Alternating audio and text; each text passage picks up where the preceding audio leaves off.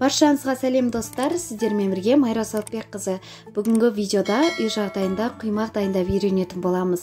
Сондай дәмді болып шыққан мен қаншама рецептерді зерттедім, қаншама рецептерді жасап көрдім. Ең соңында осы рецепт маған өте қатты ұнады. Өйткені сондай воздушный, өте дәмді болып шыққан. Ортасын қараңыздаршы, қандай жақсы болып піскен. Өте жұмсақ. Міндетті түрде видеоны соңына дейін қарап, лайк басуды ұмытпаңыздар. Ең алдымен таза табағымызға жұмыртқамызды саламыз, оның үстіне қантымызды салып, тек қана венчикпен араластыратын боламыз. Миксер қолданбасаңыздар да болады, бізге осы жерде венчикпен де жақсылап жасауымызға болады. Оның үстіне шым-шым тұз салып, араластырып, жылы бөлме температурасындағы айранды құямыз. Болмаса, кішкене жылт жіберсеңіздер де болады.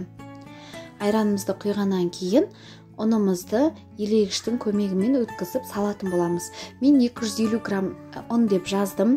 Сіздер тек қана осылай шетінен сала отырып араластырыңыздар. Қанша грамм кететіні нақты белгісіз. 200-220 кетуі мүмкін.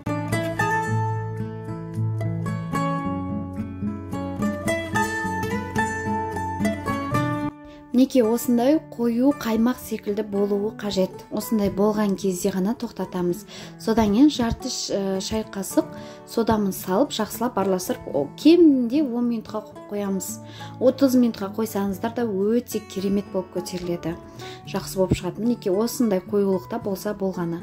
Енді қызып тұрған табамызға сұйық майымызды кішкене құйып, осылай салып барлығын пісіретін боламыз. Неке менде 10 минуттан аса тұрды, өте жақсы болып көтеріледі.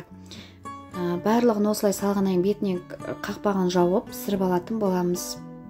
Неке піскеннен кейін осылай барлығын аударып шығамыз. Екінші беті бізде тез піседі. Сол себепті екінші бетін қарап қызарғаннан кейін ала берсеңіздер болады. Неке екінші беті де осылай өте әдемі болып қызарды, жақсы көтерілді. Барлығын осылай пісіріп алатын боламыз. Піскен құймақтарымызды осылай сахарный пудра сеуіп жесеңіздер де өте дәмді болып шығады. Болмаса қаймақпен, сгущенкамен өз қалауларынша жейтін боласыздар. Мен осылай сахарный пудрамен ұсындым. Өте дәмді болып шықты. Неке ортасы да жақсы піскен, жақсы көтерілген. Маған өте қатты ұнады. Осы рецепт бойынша күнде жасаймын.